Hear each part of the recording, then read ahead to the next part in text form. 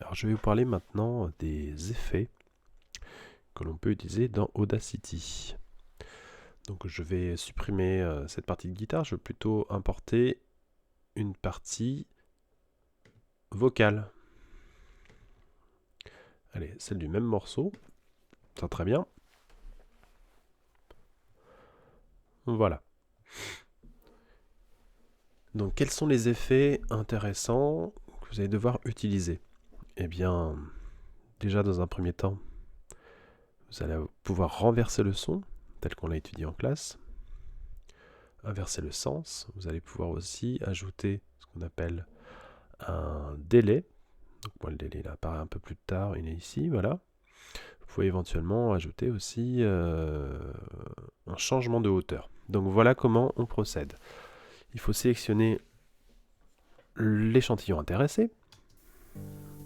There must be something in the way I feel that she don't want me to feel.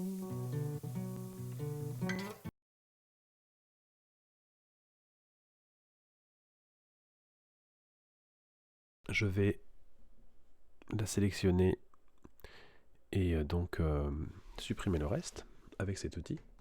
Voilà, il me reste que cette partie que je vais pouvoir éditer avec attention. Donc on peut zoomer et mettre la forme d'onde sur toute la hauteur de l'écran. C'est très pratique pour voir exactement ce qui se passe.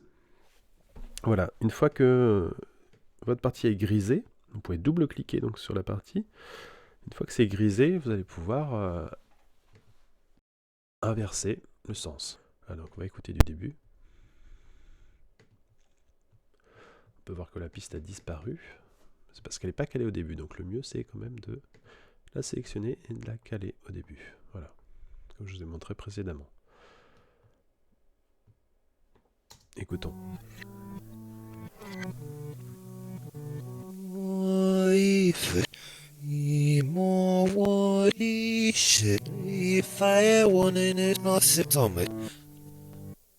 Alors voilà l'effet intéressant, vous avez pu remarquer précédemment dans des morceaux des Beatles que effectivement le fait d'inverser les instruments, les voix, crée quelque chose de tout à fait étrange et on croirait ici une autre langue que l'anglais. Alors je vais maintenant proposer un autre effet. Donc vous avez vu là que j'ai annulé en faisant CTRL Z. Je propose d'écouter ce que ça peut donner en essayant avec un écho, donc un délai.